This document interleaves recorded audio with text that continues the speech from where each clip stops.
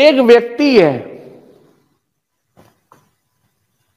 भगवान की भक्ति करने के लिए आया है, ठीक है, आप मैं हम सब। और भगवान की भक्ति करने जो व्यक्ति आया है ना, मैं लीला चरित्र का आवर्तन कर रहा हूं और मैं देखता हूं कि जानोपाध्याय भी आए हैं, सारंग पंडित भी आए हैं, रामदेव भी आए हैं, और भी भगत आ रहे हैं भगवान के दर्शन करने।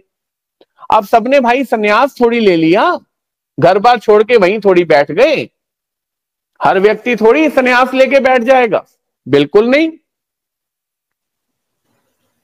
हर व्यक्ति के बस की बात नहीं है, या हर व्यक्ति ध्यान नहीं देता, वो जो भी है व्यक्ति जाने। लेकिन भगवान श्री चक्रधर स्वामी महाराज जानो उपाध्याय को बोल रहे हैं कि जानो, तुम बल्लेग्राम में रहते हो, पंचालेश्वर जाते हो, आत्मतीर्थ जाते हो? कहते महाराज पंच पर्व पे जाता हूं, मतलब 5 पर्व, जैसे पूर्णिमा आ गई, अमावस आ गई, एकादश आ गई, ऐसे 5 पर्वों पे चला जाता हूं महीने में। भगवान कहते हैं ऐसा नहीं है, तुम नित्य पंचालेश्वर में जाओ, वहां पर आज भी श्री दत्तात्रेय महाराज आकर मध्याह्न में भोजन करते हैं। मतलब पार ब्रह्म परमेश्वर एक व्यक्ति को यह सिखा रहे हैं कि आपकी ईश्वर क्रियाएं बढ़नी चाहिए। क्या बढ़नी चाहिए?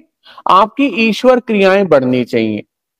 कैसे बढ़े? सबसे पहले भगवान ही रास्ता दिखा रहे हैं, आत्म तीर्थ जाओ, मतलब जहां श्री दत्तात्रेय प्रभु आ रहे हैं। और साथ ही भगवान निरूपण कर रहे हैं, जहां जहां परब्रह्म परमेश्वर गए हैं, जहां बैठे हैं, लीलाएं करी हैं, वहां वहां पर एक भक्त को जाना बहुत इंपॉर्टेंट है। तो पहली बात तो मैं उन भक्तों के लिए रख रहा हूं जिन्हें तीर्थों पे गए बहुत साल हो गए हैं। ईमानदारी से बताना है कि आपको तीर्थों पे गए कितने साल हो गए हैं। मेंशन करना है आज कमेंट में, मुझे 1 साल हो गया है या मुझे 2 साल हो गए। जिनको 1 साल हो गया बस वही लिखे, जो कल होके आया है वो ना बताए। वही बताए जिसे 1 साल से ऊपर हो गया और वो तीर्थों पे नहीं गया, वो मेंशन कर दे आज कि भगवान मेरे को 1 साल से ऊपर हो गया है और भगवान कह रहे हैं नित्य जाओ। अब ये जानो उपाध्याय की इतनी सी लीला, लीला चित्र में हमारे जो सब्जेक्ट चल रहे हैं उसके बीच में आई। इसके आगे क्या हुआ? सारंग पंडित वही है। और कल आपने देखा,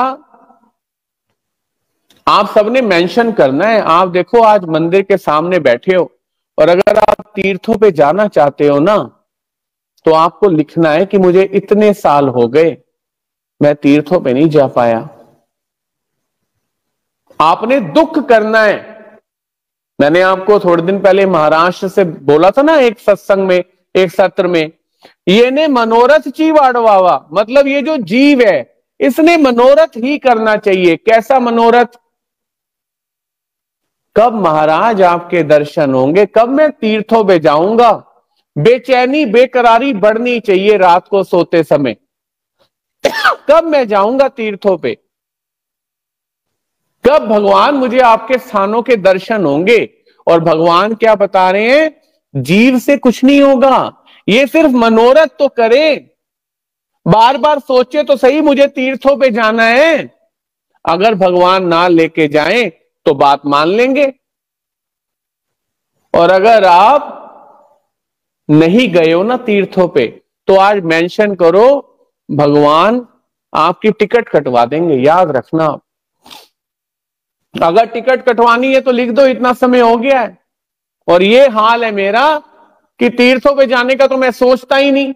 मुझे तो शादी का कार्ड आया हुआ है, गुरुजी दिसंबर में तो शादियां बहुत है, और मैं शादी पे नहीं गया। लड़का कह रहा है मैं तो शादी करूंगा नहीं। भाई आप पहले चाहिए। तो इसलिए भगवान एक साधारण भगत को, मतलब जो भी स्टार्ट कर रहा है भक्ति करना, उसे भगवान ये बता रहे हैं कि तीर्थों पे नित्य जाना है, पंचालेश्वर जाना है, और प्रार्थना करनी है, महाराज मुझे तीर्थों के दर्शन करा दो। 2024 में मैं दिसंबर में तीर्थों पे चला जाऊं, चाहे 2-3 दिन के लिए जाऊं, लेकिन तीर्थों पे जरूर जाऊं। अब आगे की लीला, और आज सारा जो चैप्टर चल रहा है ना, उसे बोलना है हमने ग्राउंड जीरो। और रिपोर्ट कर रहा हूं मैं आपके सामने, जीरो से शुरुआत कर रहे हैं। सारंग पंडित भगवान के दर्शनों के लिए आए हुए हैं और आप देख रहे हैं कि हम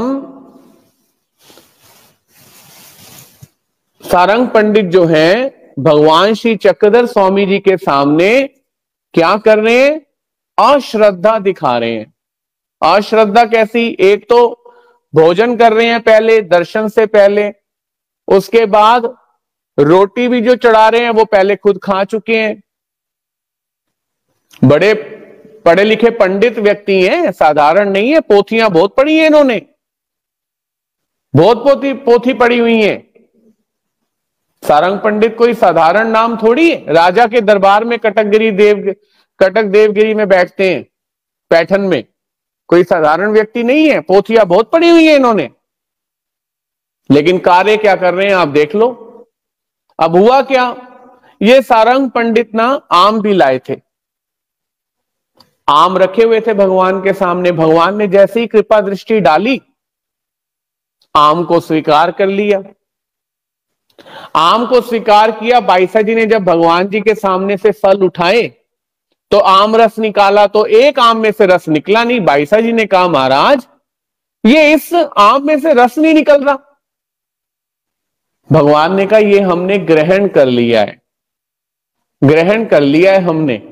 देखो ऐसे ऐसे महानुभाव हैं, 6 साल हो गए हैं, 5 साल हो गए हैं, 4 साल हो गए हैं, तीर्थों भी नहीं गए। आप सब भक्तों के लिए मेरी भगवान से हाथ जोड़ के प्रार्थना, महाराज जिसकी इच्छा सच्ची है उसे आप इसी साल 2024 में ही तीर्थों पे लेके जाओ महाराज, जो आपके दर्शनों को आना चाहता है। हमें कितना समय हो गया, बीत गए दिन भजन बिना हारे, भजन बिना रे, बाल अवस्था खेल गवाई, जब यौवन तब मान घनारे, बीत गए दिन भजन बिना हारे, भजन बिना रे।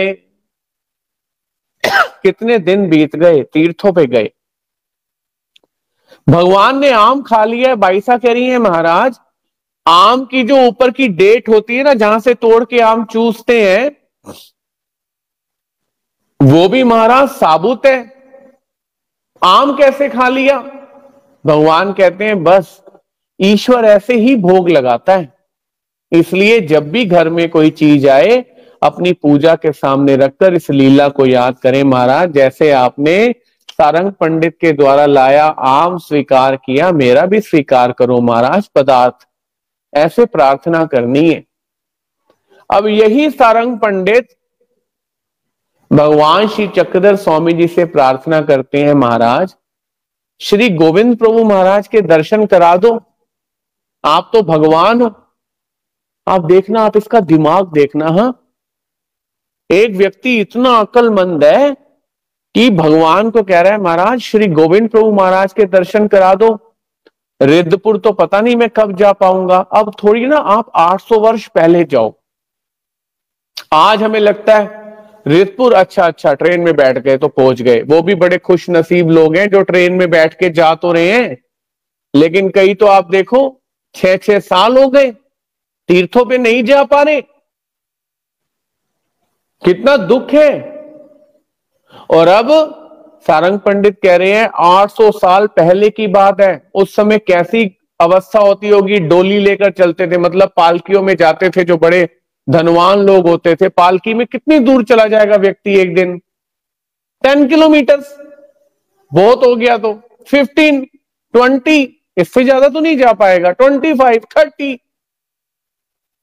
वो दुख प्रकट कर रहे हैं कि महाराज मैं कैसे कब श्री प्रभु के दर्शन कर पाऊंगा रिद्धपुर में, आप कृपा करो मुझे श्री गोविंद प्रभु जी के दर्शन करा दो। हुआ क्या, भगवान उस समय मौन रहे। शाम को जब भगवान वेरूल की गुफाओं की ओर जा रहे हैं तो वहां पर भगवान सारंग पंडित को कहते हैं, सारंग पंडित वो देखो सामने गुफा के ऊपर से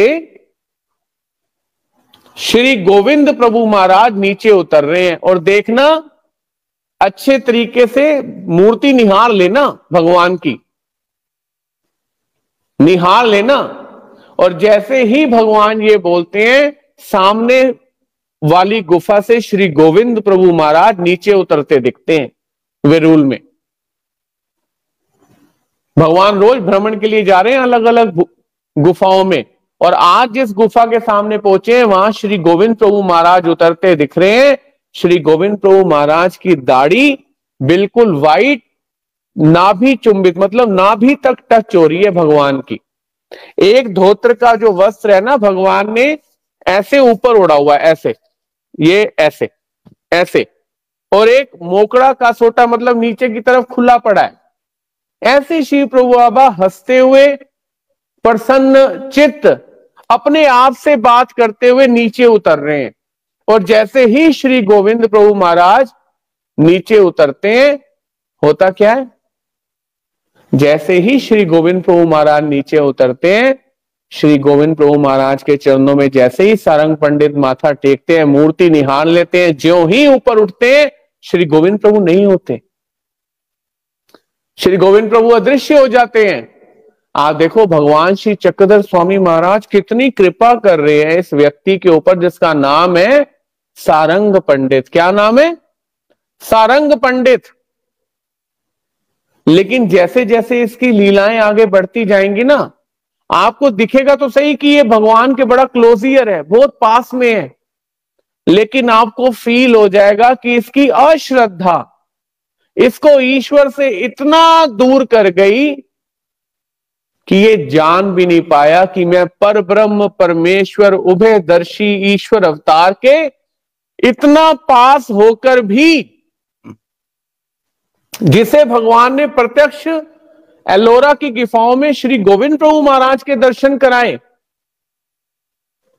वो व्यक्ति ईश्वर से इतना दूर हो गया अपने जीवन में कि आप अंदाजा भी नहीं लगा सकते। और इस सत्र से पहले मैं सोच रहा था कि ऐसा कौन सा श्लोक है जो मैं आपके सामने रख सकता हूं इस लीला के माध्यम से, और भगवान श्री कृष्ण ने स्वयं मुझे ये श्लोक याद कराया। अश्रद्धा हुत्तम दत्तम, अश्रद्धा हुत्तम दत्तम तपस्तप्तम कृतम चयत, असद उच्चते पार्थ नाचा तत्प्रे नो यह। भगवान कहते हैं अश्रद्धा पूर्वक किया गया कोई भी तप, कोई भी कर्म, कोई भी यज्ञ, जो भी कुछ है, असत उच्चते पार्थ, उसका कोई अर्थ नहीं है, वो असत्य है, उसका कोई फल प्राप्त नहीं होगा। नाचा तत्प्रेय न इहा, ना तो इस संसार में, ना शरीर त्यागने के बाद परलोक में। मतलब एक व्यक्ति ईश्वर के इतना क्लोज है, लेकिन अपने आप को बड़ा स्मार्ट समझता है, बड़ा सियाना समझता है, बड़ा अक्लमंद समझता है। मैं बचपन में मंदिर जाता था, एक बड़े सेवादार हुआ करते थे, तो और सेवादारनियां भी हुआ करती थी, तो हम मंदिर रुकते थे। तो एक दिन एक सेवादारनी ने उस सेवादार की रेपुटेशन में बोला कि जो भी कहो भाई साहब मंदिर की पूरी सेवा करके ना रात को अपने घर ही जाकर सोते हैं, रात को अपने घर ही जाकर खाना खाते हैं। और मैं सुन रहा हूं, अच्छा मतलब कितना अप्रिशिएट कर रही है ये उस भगत को, और हम अगर मंदिर सो रहे हैं तो हम बेवकूफ हैं, और वो व्यक्ति अगर घर जाके सो रहा है रात को चाहे कितने भी बज गए हैं तो वो श्रेष्ठ है। और आज मुझे 20 साल हो गए हैं संन्यास आश्रम में, वो व्यक्ति आज भी घर में ही सो रहा है, और वो लेडीज आज भी घर में ही सो रही है। वो पहले भी सेवा कर रहा था, ये आज भी मंदिर जा रही है, लेकिन जहां थे वहीं पर खड़े हैं। उसका कारण पता है आपको? व्यक्ति अपने अक्लमंदी के कारण अपने आप को बहुत स्मार्ट समझने के कारण ना ईश्वर के शास्त्र पे, गुरुजनों की महिमा पे एतबार और विश्वास तो करता नहीं। आप जानते हैं ये जो सिख है ना, सिख, आज्ञा पई अकाल दी तदे चलायो पंथ, सब सिखन को हुक्म है गुरु मान्यो ग्रंथ। ये जो सिख है ना, रात रात भर गुरुद्वारों में जाकर सेवा करते हैं और सुबह दोबारा अपने घर आते हैं। और हम याद करें कि मैं लास्ट टाइम मंदिर कब रुका था। सोचने वाली बात है, कब मैं मंदिर रुका।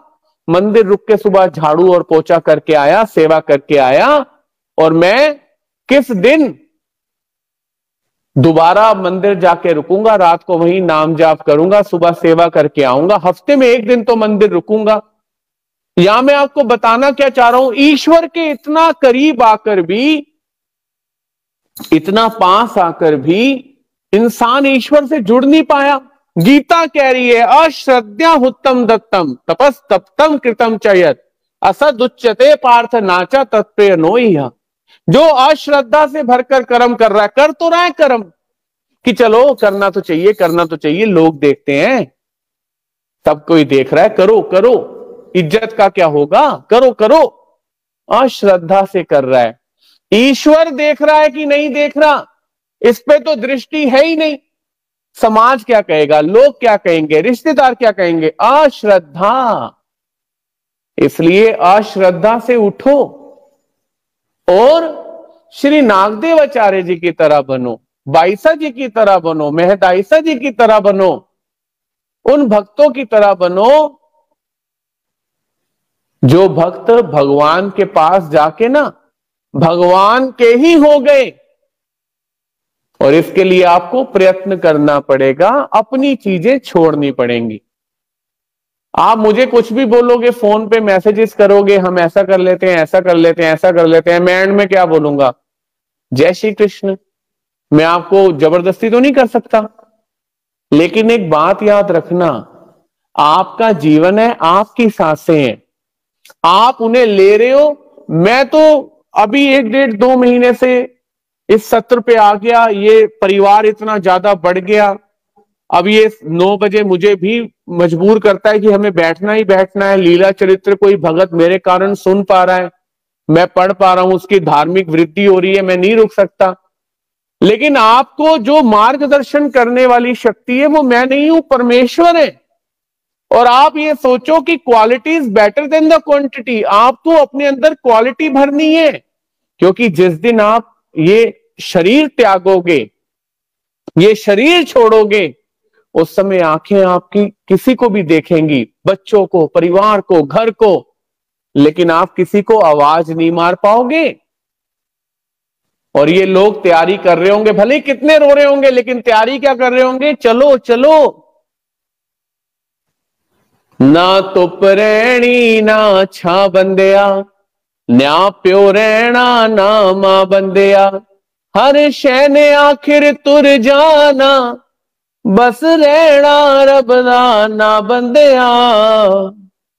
इसलिए मैं एक ही बात बोलूंगा, अपनी अकलमंदी को त्याग कर इस लीला चरित्र में दिखाई गई अकलमंदी को गले लगाओ।